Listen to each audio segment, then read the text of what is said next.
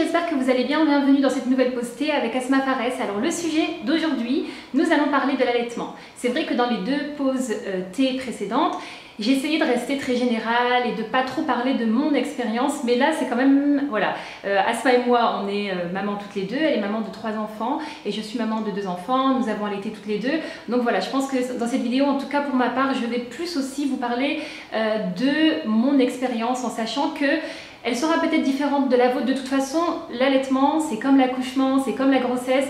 D'une femme à une autre, c'est vraiment différent parce que c'est quelque chose finalement de très personnel et on n'a pas tout le même rapport à la chose. Je voulais commencer par une chose en tout cas qui me semblait importante, c'est que finalement la physiologie du sein, sa fonction première, c'est ça, c'est l'allaitement, c'est pour allaiter l'enfant, voilà. Et c'est vrai qu'on est dans une société où voilà, on demande à la femme d'être au top dans tout, y compris dans son corps, la manière dont elle est. Et c'est vrai qu'il y a énormément de femmes qui décident de ne pas allaiter parce que voilà, elles n'ont pas envie d'avoir une poitrine abîmée, elles n'ont pas envie d'avoir une poitrine qui tombe, elles n'ont pas envie, voilà. Donc je trouvais que c'était important de revenir finalement au fait à la nature et à la fonction première.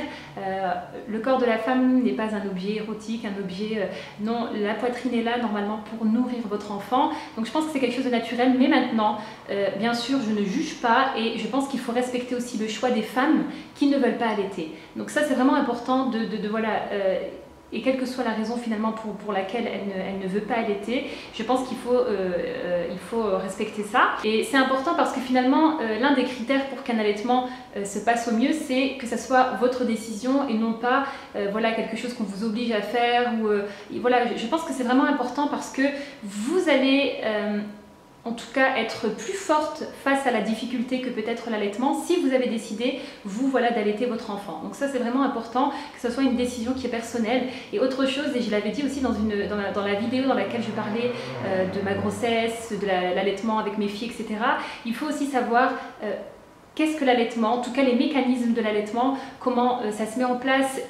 Voilà, parce que l'allaitement finalement, c'est pour qu'en tout cas il se mette en place et pour que celui-ci se met en place de la meilleure façon, il y a vraiment beaucoup de facteurs. Il y a des facteurs hormonaux, il y a des facteurs physiques, il y a des facteurs émotionnels, il y a vraiment beaucoup de facteurs. Et le fait de connaître tous ces facteurs, ça va aider justement à essayer de mettre en place, en tout cas, un allaitement en fait, qui va vous permettre de nourrir votre enfant, mais qui va aussi bien se passer pour vous et pour lui. Autre chose, avant de vous parler plus de en tout cas des conseils, de mon expérience personnelle, il faut savoir que normalement, physiologiquement, toutes les femmes peuvent allaiter, quelle que soit la taille du sein, quelle que soit la forme du sein. Après, il y a des exceptions. Je ne suis pas médecin, bien sûr, mais il y a des exceptions où, voilà, par exemple, vous savez, si une femme a eu le cancer du sein et qu'elle a eu une ablation, voilà, c'est clair qu'elle ne pourra pas allaiter, mais sachez aussi que si c'est une ablation, par exemple, que d'un sein, on peut allaiter avec un seul sein. Voilà. Sachez aussi que, voilà, il y a des femmes en tout cas des jeunes filles, qui lors du développement au niveau de la puberté, etc., ont une malformation ou en tout cas un développement qui ne se fait pas correctement au niveau du sein et ça va justement entraîner des difficultés. Mais en tout cas, d'un point de vue, on va dire, à part ces exceptions, globalement, n'importe quelle femme peut allaiter, même si elle a un tout petit bonnet, donc c'est pas du tout par rapport à la taille. Et la dernière chose aussi que je voulais dire, c'est qu'il y a des personnes qui subissent aussi des chirurgies, vous savez, pour augmenter le volume des seins ou pour le diminuer. Et souvent, en fait, lorsqu'on diminue, il peut y avoir aussi des risques de difficulté à allaiter parce que si les glandes mammaires ont été touchées, etc., donc ça va poser problème tout simplement au niveau de l'allaitement. Donc ceci étant dit, je vais vous parler de mon expérience personnelle rapidement. Non pas que je n'aime pas parler de moi, mais... je trouve que c'est aussi différent dans le sens où je suis maman de jumelles. Je suis maman de jumelles, je n'ai pas connu au fait l'enfant unique entre guillemets, donc je sais que automatiquement mon expérience sera différente d'une maman qui a un seul enfant. Et voilà, mais en tout cas, pour ma part, je voulais allaiter, donc je voulais allaiter et je m'étais beaucoup renseignée sur comment la montée de lait se passait, etc. et tout. Et je sais pas, en tout cas j'ai zappé... parce qu'il y a la théorie. Il y a la théorie, il y a tout ce que l'on lit, et finalement il y a la pratique qui est vraiment différente parce que, vous savez, vous venez de sortir d'un accouchement, vous venez de sortir d'une longue grossesse, il y a plein de choses au fait, il y a plein de paramètres qui font que finalement ce que vous avez vu, voilà, il se passe ça, cette hormone est libérée, voilà, la lactation, la montée de lait se fait, blabla. Non, c'est vraiment différent une fois que vous êtes dans votre chambre d'hôpital, que vous avez votre bébé dans les bras, c'est vraiment différent. En tout cas, personnellement, ce que je trouve important, c'est de vous préparer, de savoir en tout cas qu'est-ce qu'il faut faire. Parce que c'est vrai que dans les hôpitaux maintenant on essaie vraiment de favoriser l'allaitement, de dire aux mamans voilà les avantages de l'allaitement, etc. Mais des fois il y a aussi des hôpitaux où franchement on ne fait pas ce qu'il faut dès le départ pour vous aider à mettre en place une bonne lactation. Et moi quand je repense par exemple à mon allaitement plutôt, personne n'est venu me dire, me proposer directement de mettre mes filles au sein. Mais je l'ai fait toute seule parce que je savais qu'il fallait que je le fasse toute seule, et c'est vraiment la règle d'or. La règle d'or, c'est quoi? C'est que, bien sûr, excepté les cas où, je sais pas, il se passe quelque chose de grave après l'accouchement ou les cas de césarienne, etc.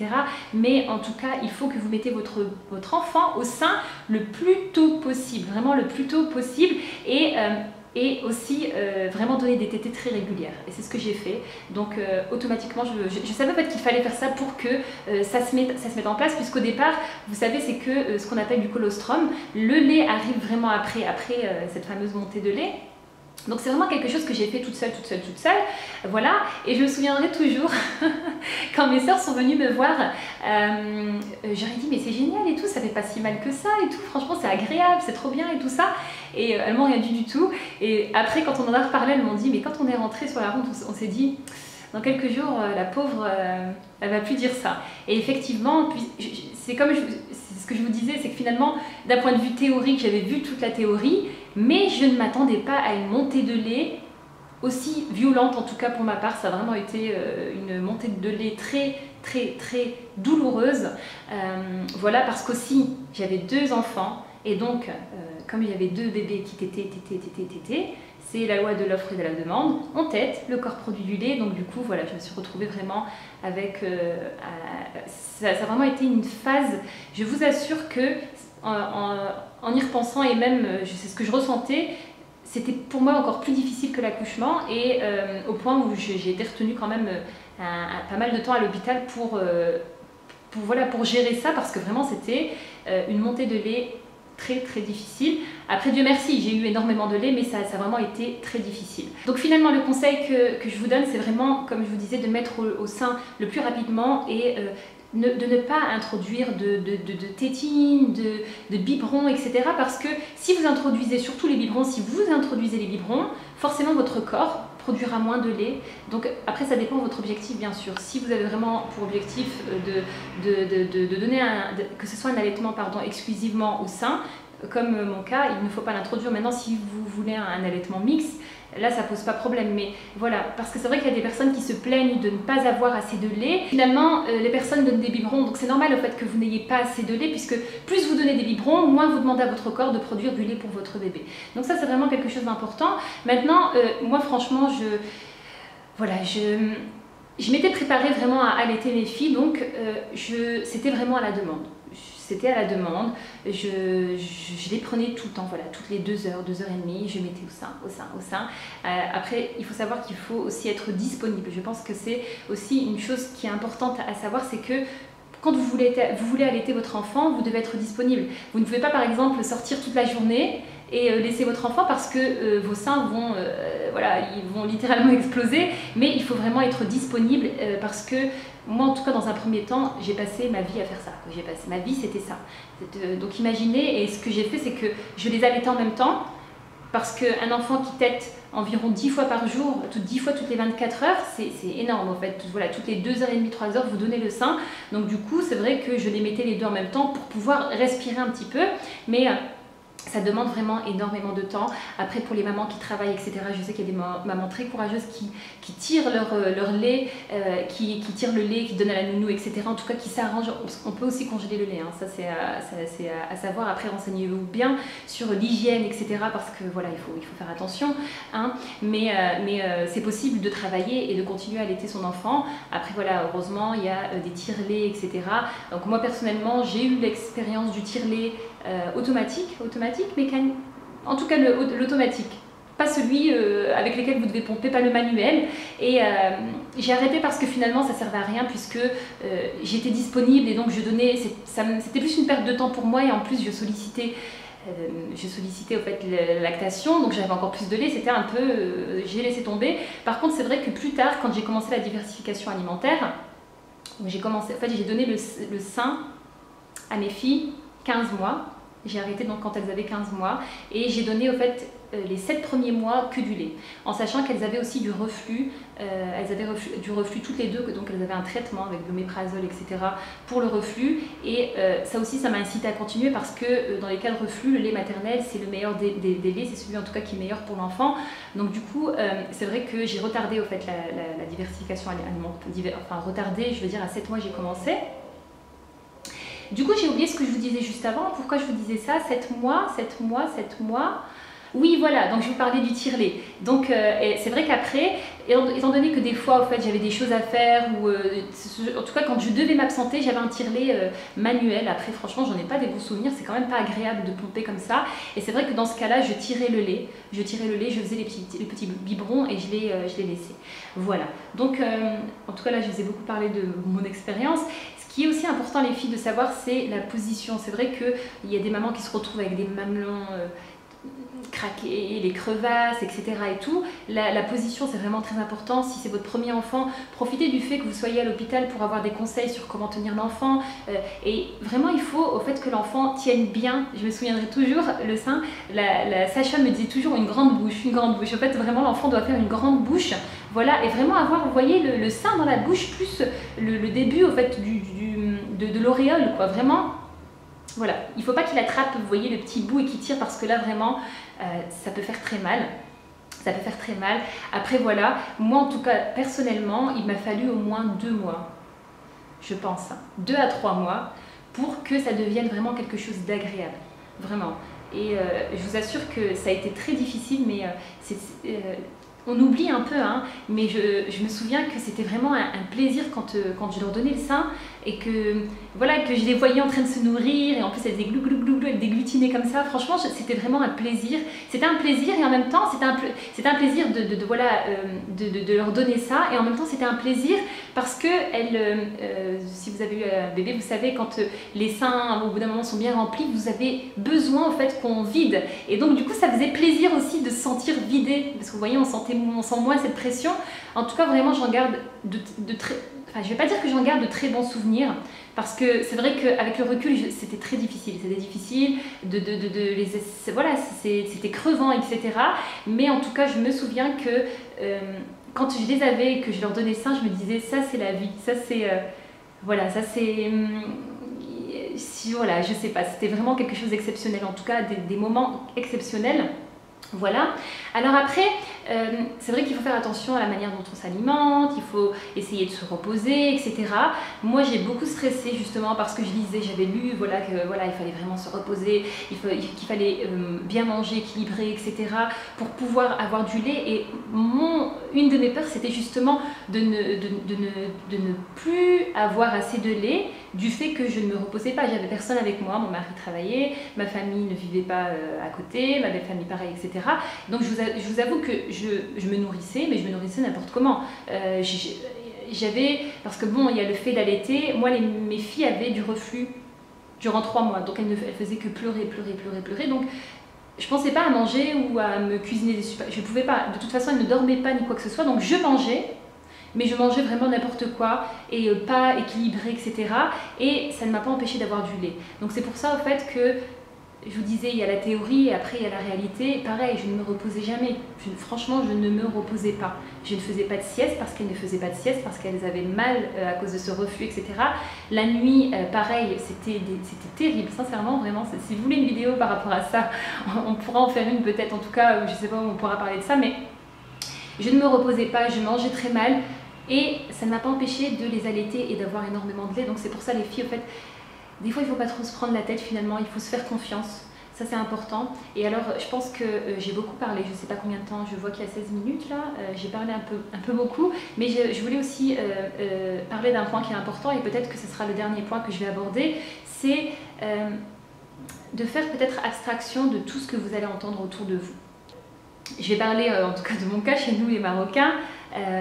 C'est vrai que des fois, les gens se permettent quand même de dire beaucoup de choses sur voilà, quand vous allaitez ou si vous allaitez ou vous allaitez pas, etc.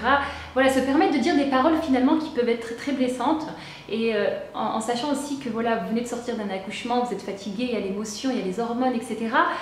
Personnellement, je vous assure que j'ai pas eu beaucoup de soutien. Je n'ai pas eu beaucoup de soutien par rapport à ma décision d'allaiter exclusivement mes filles, que ce soit de mes proches et que ce soit aussi du personnel médical quand j'étais à l'hôpital.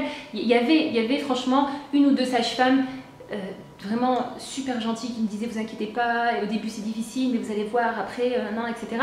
Mais franchement il y en a aussi qui venaient, qui me disaient mais vous, limite vous êtes folle quoi, vous êtes folle, pourquoi vous donnez pas un biberon? On a donné des biberons aussi à mes filles, on m'a dit il faut qu'elles prennent des biberons parce qu'elles prennent pas de poids, alors qu'au fait il y avait la stagiaire qui avait fait des fautes, qui avait mal pesé, vous voyez. Et même, c'est vrai que quand on parle aussi avec des personnes, en tout cas moi personnellement, mais même mes sœurs me disaient mais allaiter un enfant c'est crevant, crevant. Est-ce que tu t'imagines c'est quoi d'allaiter 2 enfants? Donc c'est vrai que des fois on n'a pas forcément le soutien ou pas forcément en tout cas les paroles ou l'aide que l'on attend des autres pour nous aider dans notre décision. Mais voilà, il faut se faire confiance, mais en même temps il faut écouter son corps. Je vous ai dit que ça allait être le dernier point, mais c'est pas le dernier point. Le dernier point, c'est ça, et ça sera vraiment le dernier point, c'est vraiment de s'écouter.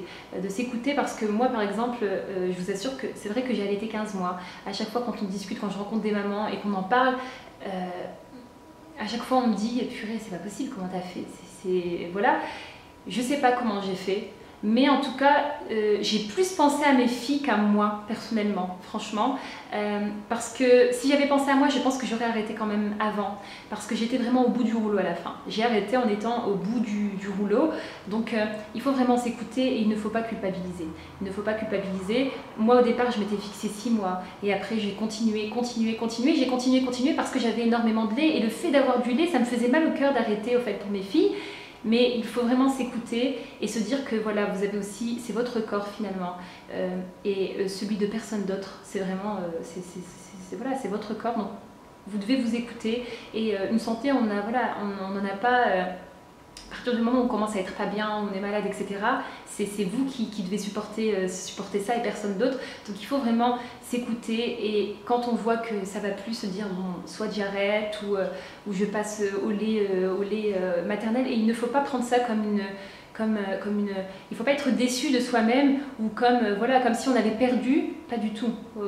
Je pense que même si vous allaitez qu'1 mois ou 2 mois, il faut être fier finalement de ce que vous avez fait, ou en tout cas être certaine de la décision que vous avez prise et que de toute façon vous savez que cette décision c'est la bonne pour vous et pour votre bébé. Donc voilà, en tout cas j'espère les filles vraiment que cette vidéo vous aura plu. Alors n'hésitez pas à me laisser un petit commentaire en bas, donc n'hésitez pas aussi à aller voir la vidéo d'Asma pour voir qu'est-ce qu'elle dit de ce sujet, étant donné qu'elle a eu 3 enfants aussi, hein. Donc 3 allaitements, 3 histoires on va dire d'allaitement qui j'en suis sûre sont différentes, alors que moi c'est vrai que j'ai allaité 2 bébés mais ça reste un allaitement et je suis certaine que comme les grossesses, chaque allaitement est unique et si ça s'est mal passé une fois, c'est pas pour ça que ça se passera mal la fois d'après, bien au contraire, donc ça dépend vraiment. Donc voilà les filles, en tout cas je vous fais de gros bisous, n'hésitez pas à me rejoindre sur ma chaîne, n'hésitez pas à me rejoindre sur Snapchat, sur Instagram, etc. Tout est sous la vidéo en barre d'informations, je vous fais de gros bisous, prenez bien soin de vous et n'hésitez pas à laisser un petit commentaire et à dire comment ça s'est passé aussi pour vous, les conseils que vous avez, etc. Je vous fais de gros bisous et à très bientôt pour une nouvelle vidéo. Bye bye.